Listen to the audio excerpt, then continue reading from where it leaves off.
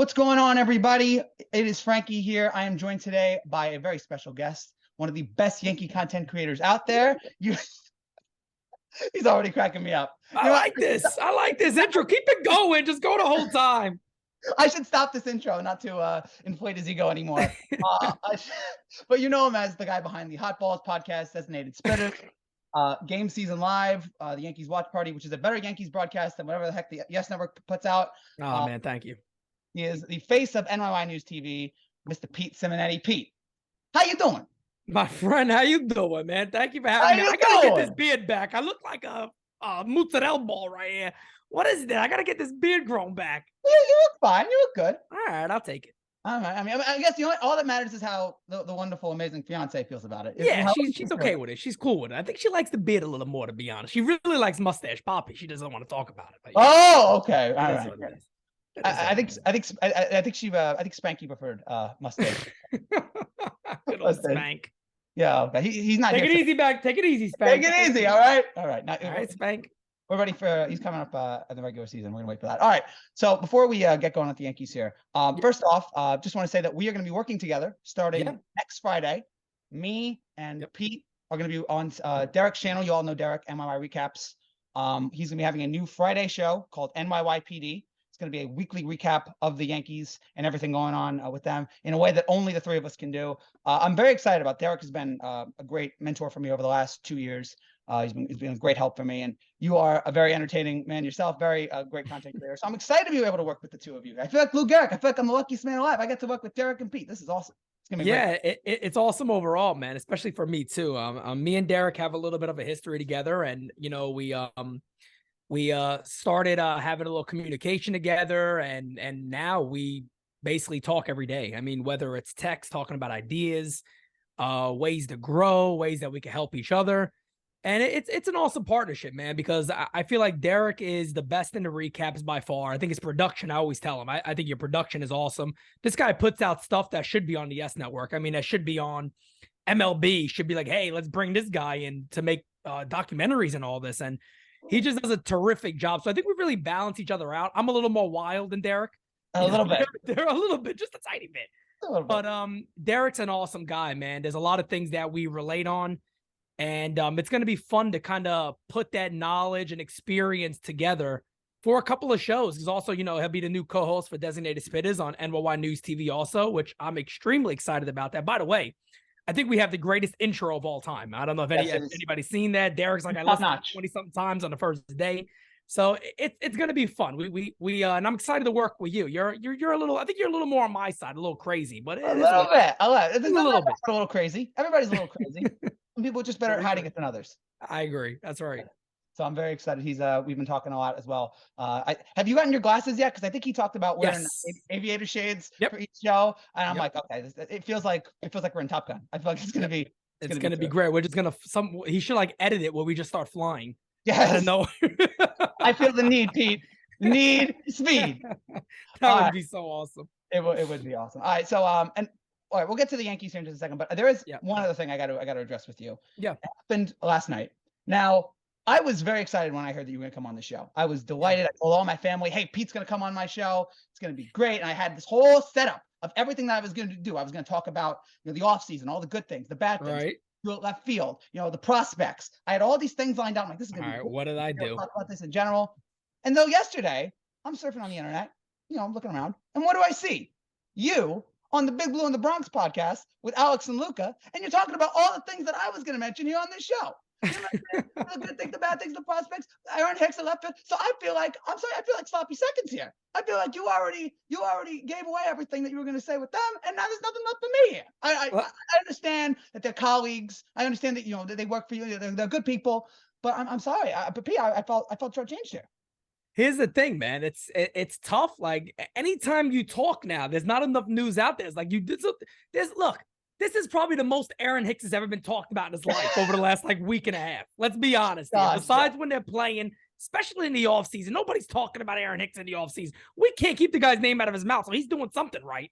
He's like, I don't care if you guys dislike me or not. You're talking about me, though. So my stock is rising just because of you guys. That idiot Pete over there wants to talk about me all day. Go ahead and talk about me. So I mean, any publicity is good publicity.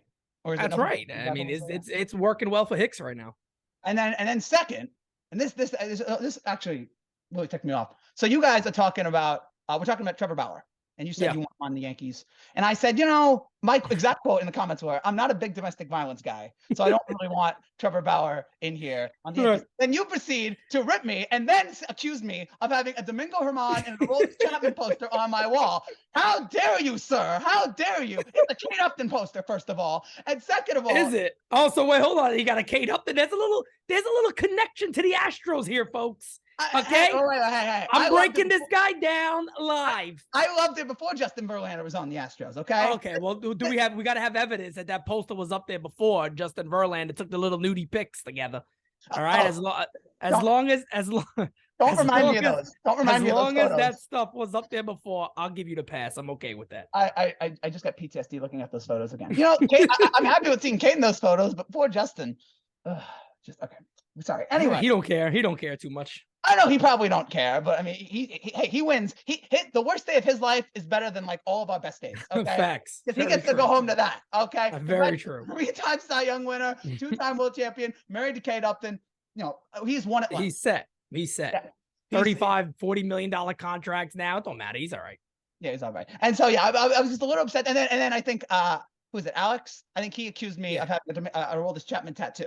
Yes, he did. He said you got the same exact tattoo that Chapman got, but yours did not get infected. So that was the big news of the situation. That's false. I was going to congratulate Alex and Luca on getting to 900 subscribers. Now screw them. I don't care. Forget it. Yeah. Forget it. If you're going to say that to me, if you subscribe to this channel, unsubscribe. It's a big if they're going to say false things about me, okay? If you unsubscribe from them now, they might fall under 900. Exactly. So you could really get them good. Hashtag support Frankie Baseball, okay? Hashtag stand with Frankie Baseball, okay? We will not fall for these slanderous attacks. All right. Tell them. That was fun. Okay, now to the Yankees. Yeah. Just overall, what is your general outlook on this team right now as we get ready for spring training here in a couple weeks? Off season's winding down. We are waiting for any news that Brian Cashman has made. I don't think they've made a move. Was the last move they made Rodon? The last big move, yeah. They made some, minor league signings and things like that, but nothing. I mean, they signed up. Nothing really major. They did an arbitration thing with Gleyber Torres. Yeah. No moves. So what is your general outlook on this team? How are you feeling right now as we are approaching the spring training? I'll be honest, man. I'm more optimistic about this year than I was with the team coming into last year. And I know some people probably hear that. I was like, yeah, P, but isn't it? You hear that a lot. It's the same team. It is. I get it. I do think the rule changes will make a difference, especially for a lot of guys on the Yankees. I think a lot of people hear about the rule change, especially with the shift, and they automatically think of the left-handed batters, the Anthony Rizzos, and things like that. I bring this up. We had a great article written by my friend Austin on NYNewsTV.com, and he talked about how he also sees the shift really helping right-handed batters. And we saw that a lot last year. Balls hit right up the middle that are commonly base hits from a right-hand hitter. Stanton, Gleyber Torres hit into a couple of double plays that I remember that were right up the middle that would have been base hits. DJ LeMahieu did it quite often also. In situations like that where it's going to benefit these guys. So the one thing I got to say is over the last couple of years, I've been begging the Yankees to have somebody behind Cole when they got him. I said, it's not enough. Not in modern day baseball today. The teams that win the World Series typically have a very, very strong rotation, whether it's a solid 1-2 or, they got good 1 through 4 starters that are, could match up with anybody's pitcher. And for me to have Carlos Rodon here, along with Garrett Cole, Rodon, and then, of course, the rest of Sevy, Nestor, and then whoever the 5th starter is going to be, I'm extremely excited about that, man. I love that idea of having a righty-lefty dominating duo. The last righty-lefty dominating duo, correct me if I'm wrong, I feel like it's Schilling and Johnson. Yeah. It is the last one that I could really remember. For like a 1-2 punch. You can make an argument that is more like a poor man's side over there in Seattle with Castillo and Ray. But with these guys here, I mean, I'm just super excited to see them on the mound. We hopefully Rodon does start game 2. That'll be NYY News TV Day, so we're excited about that. And overall, yeah, man, I'm happy Aaron Judge is back. If the Yankees ever let Judge go, it would have. I mean, what would there have been to look forward to? I mean, as Yankee fans like you, like me, we're going to watch, right? We're going to watch no matter what. I'm going to still call every single game almost. I'm not going to stop doing that, but knowing that Judge is back in the fold and the Yankees still have moves to make, and I do believe they will. I hold to that. People keep telling me I'm wrong. We'll see. I do believe the Yankees make more moves. Is it a Reynolds? I don't know. Is it something for a starting pitcher, maybe a pen arm, a guy in the outfield? I do believe that will happen. So we'll see. But I'm more excited about this year than I was last year. Oh yeah, I'm far more excited about this year than last year. Last year, I thought we were going to finish like third or fourth in the division. This year, and this is one thing I had them finishing second last year behind the Blue Jays. I was just so depressed after 2021 that I was just like, you know what, they're gonna melt down. Yeah. But they were way better than I thought they were, at least in the beginning of the season. And then the second half, they started to fade away a little bit. I actually disagree with you guys on one thing. I saw you guys last night saying that the Yankees are gonna have trouble in this division. I actually think if they're healthy, I think they should run away with this division. I know Toronto's a good team, but I think that they are far superior, especially that rotation. They are far superior than every other team in that division. Now, I could be wrong, but I'm looking at this team. Well, you're right. I mean, if everybody stays healthy, of course, why not? Why wouldn't they? You know, but there you go. And that's what the Yankees, it feels like year after year now, we're doing that a lot, right? We're saying, well, what if this happens? Hopefully this guy stays healthy. And that's the same thing for every team. I mean, it usually does come down to health. And all I could say about the East is I think a lot of people kind of just hear the Rodon thing and go, okay, well, the Yankees are going to run away with it. It's very, very possible, but I think it's as possible that the Blue Jays could be a hell of a good team. They made a lot of moves that people aren't talking about. So they could be a really good team. And they like to be the enemy of the division. So it'll be fun. Yeah, I know. I kind of like this with the Blue Jays talking smack about the Yankees. I enjoy it. Give us a little fire there. It's kind of like, Yankees Red Sox back in the day. You know what I want to see? What? I want to see a Manoah Rodon start. That's what I really want to see, because both those two are the two fire starters, right? Those are the two guys that will give it to you. You know what I mean? They'll be talking smack back and forth. That would be a very, very fun game to watch, and maybe we'll get it a couple of times this year. Alex Manoah, also known as new CC Sabathia, with as Derek pointed out yesterday, with all his weight gain. My goodness gracious! I was going to say it's a perfect rotation the Yankees have. 4 great starters, and Frankie Montes is hurt. It's a perfect 5 starting rotation there. Right. And then I was also going to say, when was the last time the Yankees had a top 2 in the rotation this good? I was thinking like CC and AJ, but I mean that was more like, I mean that was an exciting one too. Yeah, like, I think you almost got to. I think you almost got to go even further than that. But I agree with you in that, like, without knowing going into a year, yeah, those two were extremely excited, because you get excited about the power throws that strike guys out. And those two guys were that. But now, I mean, now you might have the 2 most dominating strikeout pitchers in baseball on your club. I mean, that's an insane thing. Look, I keep talking about this. If these guys stay healthy, and if it's like the perfect scenario, they go 200 plus innings, they can strike out 500 guys together, combined. And that's insane. But they should hit 200. As long as they're healthy, they'll hit over 200 Ks each, which would put them over 400 strikeouts with just 2 starting pitchers, which is unbelievable to have. And the Yankees got it. That's why we're so excited. Yeah, that'll be just fine. I'm very looking forward to seeing this rotation here in action. So, all right, I'm trying to think here. Hicks, yeah, he started left fielder. I was just watching before we came on here. I was just watching your reaction to him on Derek Jeter Day. One of my favorite videos you've ever done. You completely lost it. It was Lost it. I know, and unfortunately, as we've noticed doing these Yankee videos, we've noticed the videos that get the most views are us being mad, are us angry, are us ranting. Yep. Just the blessing and the curse of doing this job. Yes. I've noticed there's a lot of people that hate the Yankees. That's my main. Oh yeah. Oh yeah. A lot of people. And that's why Game Season Live is such a cool damn thing to do, man, because, I always say this. I've always watched like every single Yankee game from beginning to end all the time. I've always done it, always as a fan, always watching every single game. But there's so much more attention to detail when you're actually calling the game. So it's really a cool aspect of it. And fortunately or unfortunately for me, I'm a diehard fan. So when something bad happens, I can't be like a Michael K, like, oh my God, he dropped the ball. How can you do that? Me, the fan comes at me and I'm like, oh no, now it's on. I'm yelling at Boone to get him out the game the entire time. I'm going nuts. He's staring at the ball. And immediate reaction is just somebody who played baseball, watches baseball all the time. I'm saying, when that you got to get the ball back in the infield. What are you doing? Yes. And me, the only thing I would have done different than Aaron Boone is I would have took him out right after that play immediately. I would have came right out, walked to the field, and called him in. I mean, if I was Aaron Boone, I never would have allowed him on the field. I would have. If I was Brian Cashman, I would have gotten rid of him before last year. That's probably correct. That's the right answer. Yeah, the right answer is just never having him on, and it's just I just cannot believe he's going to be probably our left fielder. Although you seem to think differently. You think that something's going to happen here. Yeah, I don't think so, man. I really don't. Brian Cash, the funny thing about Brian Cash, I tell people this a lot. I say, look, there's a lot of times when Brian Cashman talks, like, don't pay no mind to him. But then there's sometimes I'm like, listen to him because, he's one of those tricksters like that. Brian Cashman would be like, well, no, I told you guys. You know what I mean? It'd be like, well, what is he so? I told you he was going to be here. And then it could be like, he could say the same thing and be like, nah, we had to make a change. You know what I mean? And then you got somebody new in left field. My whole thing with Aaron Hicks is, I just, at this point, I don't understand it. I just don't get why he is still here. I really don't understand it. And even the contract, though, but you can buy that contract out. You can pay. There's the rumor they'll pay half. All right, $5 million a year for Aaron Hicks is not much. And again, if I'm a club out there who is taking the risk of saying we got an open spot, if this guy bats 250, 240 with a good on-base percentage, we can then trade him at the deadline again and get something decent back for him. That is a risk I would take as an owner. No doubt about it. And I just cannot believe that Donaldson, let me tell you why I could believe Donaldson. Donaldson's an asshole.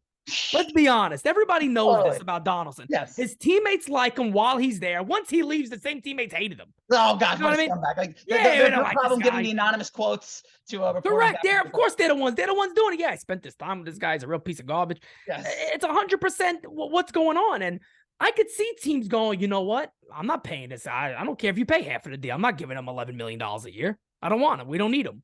We don't want to bring this guy here. So look, worst case scenario is maybe the Yankees can move Hicks and maybe the Yankees can move an IKF. And that saves them some money to maybe go add a Profar.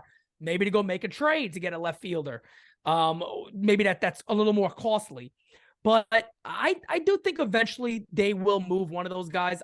Look, if Donaldson's here, okay, that can't be too upset about it for a couple of different reasons.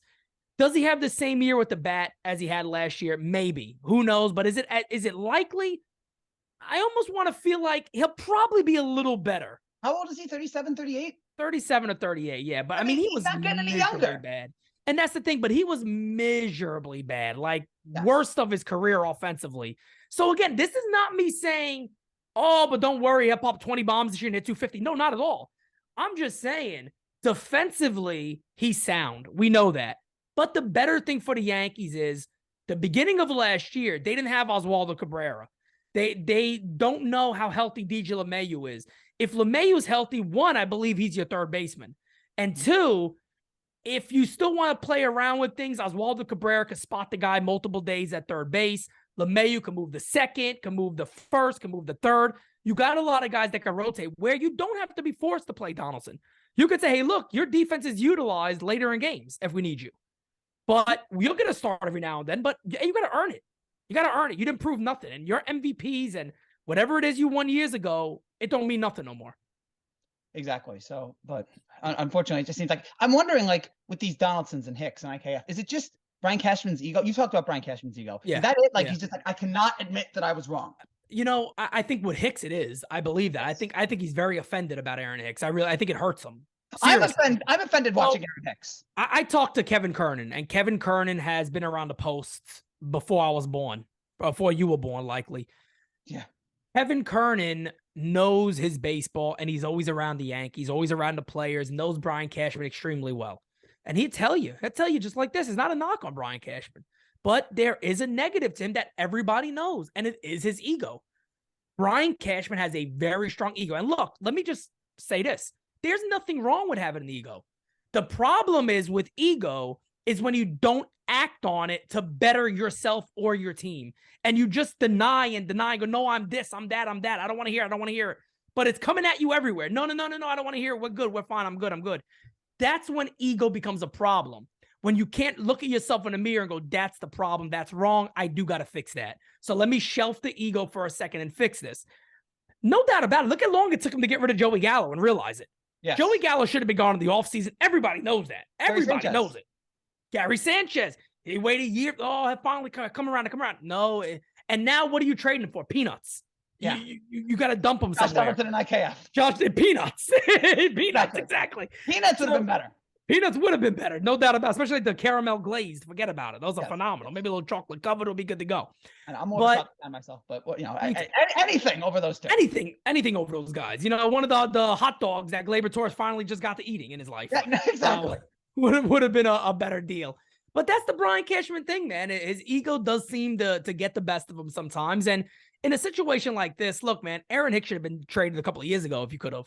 You know what I mean? To figure something out. Once he's shown now that he's healthy, you should have been seeing if there's anything out there for him available and move him. And on top of that, I don't want to hear that, oh, well, he tries. He's doing this. He showed up to what? The Derek Jeter Day late. They put him in the game. He obviously was not ready to play baseball. He then makes comments talking about how he'd be better if he goes somewhere else, how Joey Gallo was better because his manager actually cares about him. And he's still on the team. I'm like, but bro, what are you providing to this club to still be here? It makes no sense. He must have some really bad pictures on Brian Cashman. Oh, he got to have something. Oh, my, the blackmail that man has must be Oh, my God. It must be bad. Oh, it must be bad, man. I don't even want to imagine it. I don't want to think about it either. I do want to say the one thing you're talking about, like, oh, it was so awful. And I've heard you mention this, that it was on Derek Jeter Day.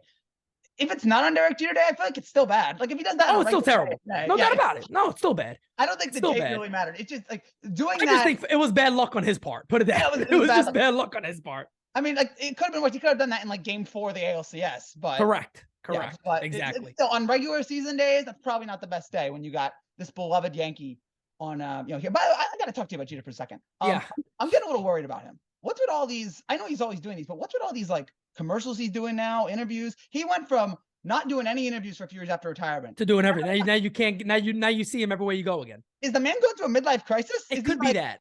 Yeah, that's probably it. It could be a midlife crisis. Now, if he signs on with the Yes Network as like a color commentator, forget about it. Jeter's gone. He's lost it. He's completely lost it. He wouldn't be any worse than what Tom Brady's going to do when he takes over for Fox. True. Yeah, and I mean, he can't be much worse than Carlos Beltran. So Beltran, I was like, no disrespect to Beltran, but it's like I like to understand what my commentators are saying. I like to understand everything they say. I just think he just talks so slow. It's like Michael Kay got good energy. Even Cameron Maybin might have talked too much, but he had good energy. And then it's like you hear, and you're like, oh, all right, come on. Yep. Beltran's Mike Francesa. He's just basically, yeah. Falling asleep there. Maybin, I didn't hate Maybin. I was like, there's something there. I just felt like he needed a little more. The only time I think somebody else was, I think maybe Alex and Luca were doing a game season live for one of the games he called, and I had them up, but I also had the game on, and I never listened to the game. Right. I never listened to it because I'm always calling it. So I don't actually listen to the game. The one day I listened to it, Cameron Maybin was on and he kept calling John Loizaga J-Lo. And he said J-Lo like 400 times in a span of like 6 minutes. And I'm trying to watch the game and all I'm thinking is Jennifer Lopez now. Exactly. I'm like, wow, Jennifer Lopez. You gotta stop. I'm like, where's Jennifer Lopez at? You got to stop doing this. You can't do that. I know. And it just drove me mad. And I was like, yeah, this guy got to go. Yeah, exactly. So he wasn't perfect, but I felt like there was something there. But whatever, they're going to go to, they're going to bring in, I don't know who they're going to have. I guess he'll find a spot. Cameron Maybin's going to find a spot too. Yeah, he'll be fine. But, and they'll bring Paul O'Neill back, from hopefully that's so stupid that he's still doing the. Yeah, hopefully he's out of the basement by now. And hopefully he's out of the basement. It's like, it ruins the chemistry. It ruins the chemistry. Yeah, it's so weird, man. I would have been like, look, if I was him, I would have been like, look, if you guys aren't going to let me back, and forget it, I'm just going to stay home. Forget even putting me on. Although this basement situation here. Although if he's getting paid to just sit at home, that's cool too. That's cool too. Yeah, not the worst thing, but it's on the Yes Network. I mean, I guarantee he's in his boxes. Hey, nothing wrong with that.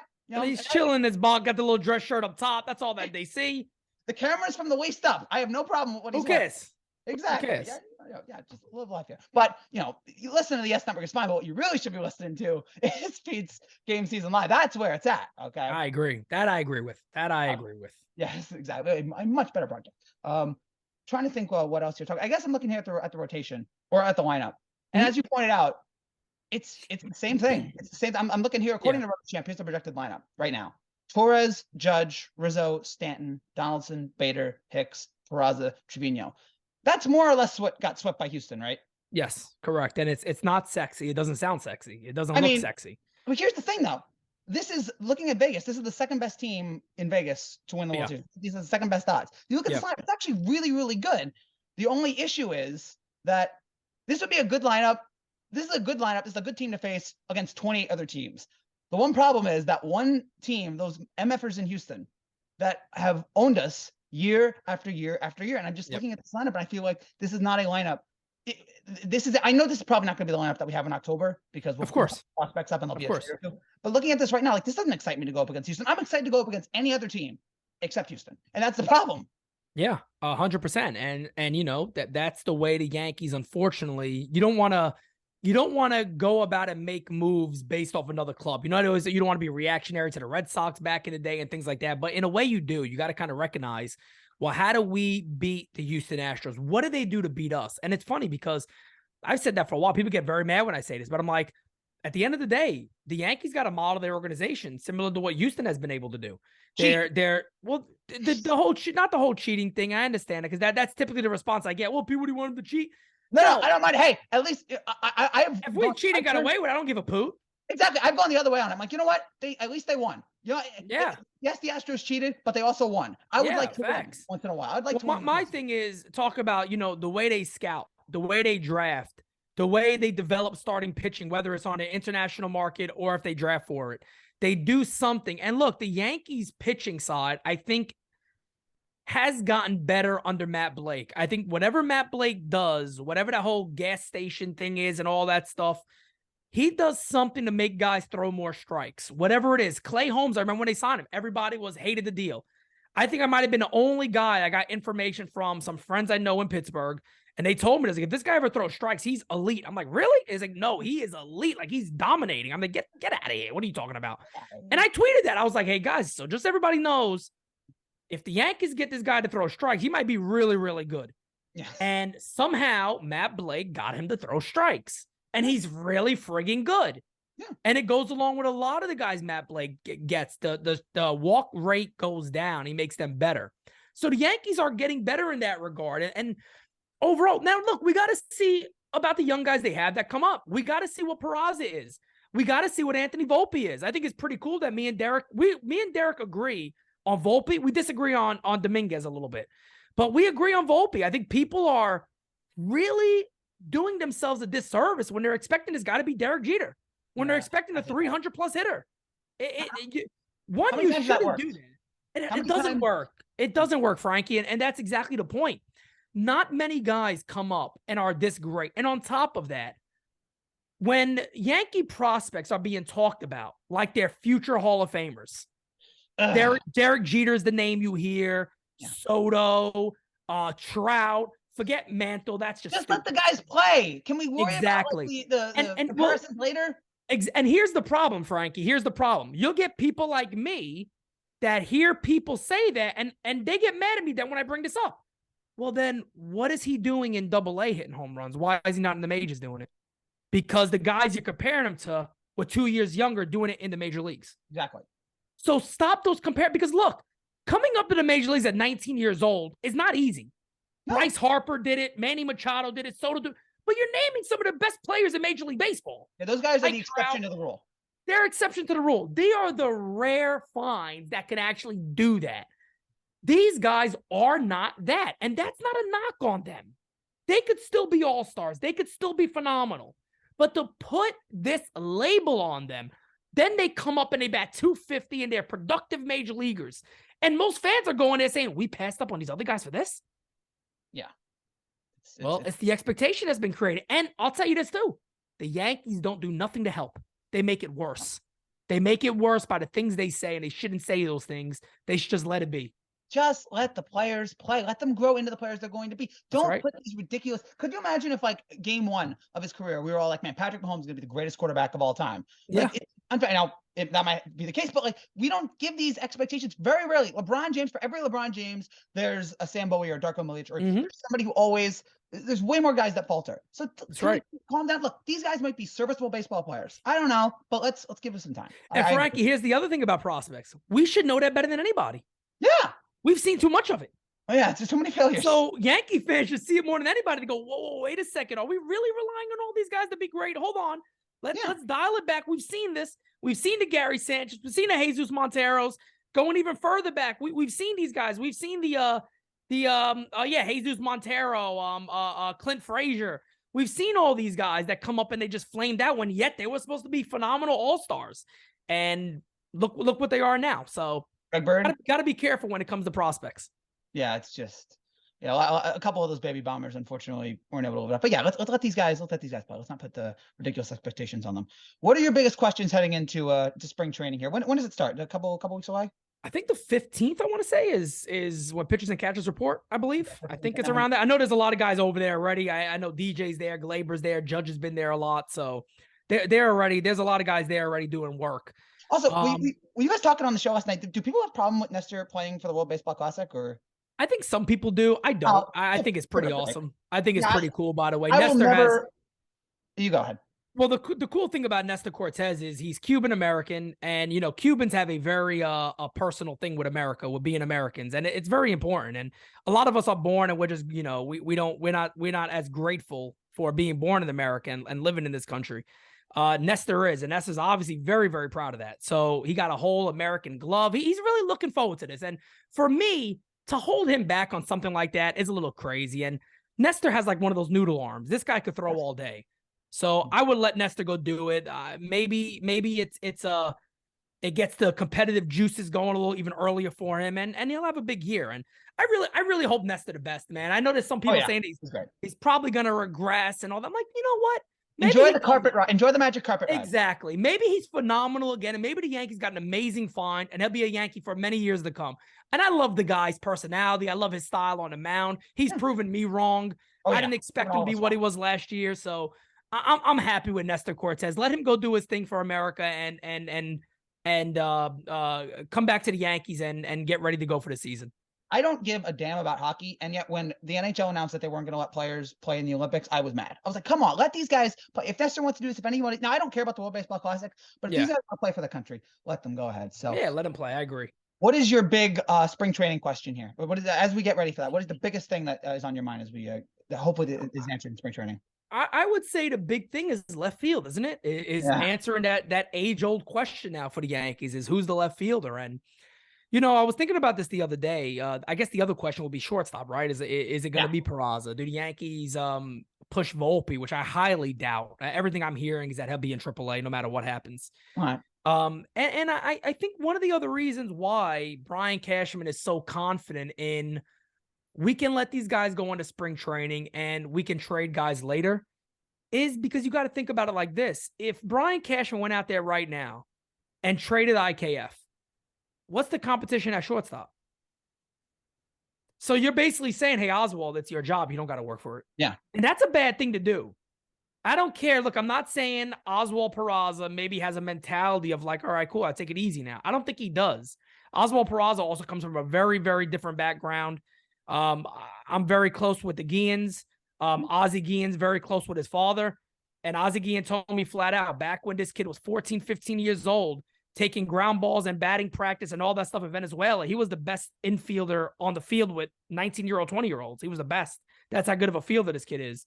So I think all those questions are asked. And then what I think will happen eventually is mid-spring training, maybe a little later in spring training, the Yankees could confidently say, he is our starting shortstop, and you'll see IKF move. He's the most logical guy to go, is IKF. He's the most logical guy to go, especially if LeMahieu's healthy.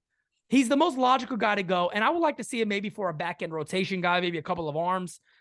But I think those are the questions to ask. And then, of course, are they really going to run out Aaron Hicks? I mean, it's such a bad look on the organization if they do. Look, I'll announce this right here on your show. If the Yankees bring back Aaron Hicks and he's in the opening day lineup, I'm rooting for him. Yeah, I'll have to. I'm rooting for him. I don't like the guy. I don't think he should be a Yankee, but guess what? We'll need him to be successful to win. I've rooted for Aroldis Chapman. I've rooted for Domingo Germán. I can root for Aaron Hicks. Okay. Yeah, there you go. You could root on Aaron Hicks. Aaron Hicks ain't out there slapping a woman in the face. So yes, at the end of the day, we may dislike Aaron Hicks for certain things. We may feel he doesn't give his all, but he doesn't seem like he's a bad guy. It doesn't make him a bad guy at all. We'll see what he does overall. All right, one last question here before we get out of here. you and I have something. We have a couple things in common. We're both Yankee fans. We're both content creators. We're both a little crazy. But one thing that I'm very proud of that we're both in common, we are both Italians. Yeah, Proud Italians. very And I much. know you probably consumed a little bit of Italian media. So I have a big question here for you.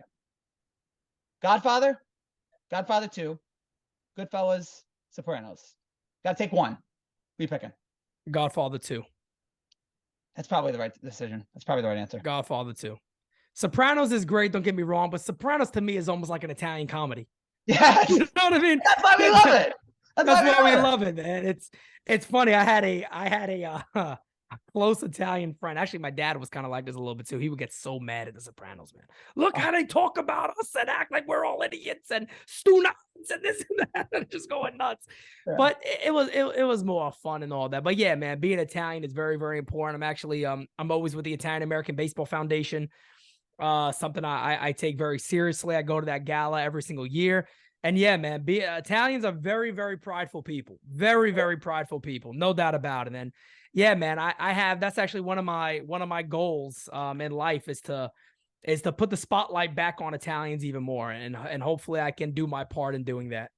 Absolutely. But yeah, I think that's the right. I think of those, Godfather 2 is probably the best piece of work. That's probably not the right way to say it. It's the best art. Yeah. I think I enjoy Goodfellas more though. I think Goodfellas is a little bit more fun. But it's definitely more enjoyable. I mean, and you got anything with Joe at least the first half. The second half, yeah. The second half is hard to watch, man. I can never watch the ratting stuff and all that. It's always the toughest part of stories to watch. Yeah, I'll tell you another movie I would throw in there, man. I'd throw The Bronx Tale in there, man. The Bronx Tale is just a phenomenal story, phenomenal movie, well acted. Story's great with everything, and just the whole overall dynamic of that movie and the lessons learned in it is really spectacular. It is. I also do want to point out and how important Godfather is to me. Mm-hmm. This is a movie theater setup we have down here, and right next to the TV is a poster of Marlon Brando holding the cat. That's how important it is. Okay, and that's I feel you. I know. I feel you, man. Classic movie, great movie. Mo Green, Jack Waltz. I mean, that movie was why I was scared to go to toll booths. I just feared that I was going to go to toll booth. That was it. Somebody's just going to come in and just, that's the difference. See, mine is a little different, man. When I was a kid, I was scared. I was scared to walk upstairs in my house because of Psycho. So I was always scared of the Psycho scene where the door slides open slowly. Funniest story about people always ask like, Pete, you're really scared of that movie? It's not that. I was scarred as a young kid with that movie. I walked in. My mom and dad were watching it, and the minute I walked in their room, it was a shower scene, and I heard that music, and it like went right through my heart. They were watching it loud, and ring, like it hit me like a ton of bricks. And ever since that day, man, I'm like, yeah, that music just makes my hair stand up anytime I hear it. Pete's a bath guy. Pete, no showers for Pete. He's not. No doubt about it. I'll jump in a lake or something real quick. And rub down. Anything out of the shower. Anything out of a shower. All right, Pete. Thank you so much for. Of course, my friend. Today. No problem. I look forward to working with you starting next Friday for NYYPD, and then obviously you have designated spitters on February 12th. That's Super Bowl Sunday, and unlike the 49ers, Pete will be working on Super Bowl Sunday. Sorry. Damn, man. So sorry. So you needed 4 quarterbacks. That was the thing. Yeah, that's exactly. We needed like one more guy to be able to get there. That's it. We just needed more reinforcemements. All right. Thank you so much, Pete. Subscribe to Pete's channel if you haven't. MLI News TV. Look forward to working with you throughout the season. Take care, man, and good talking to you. Thank you. All right.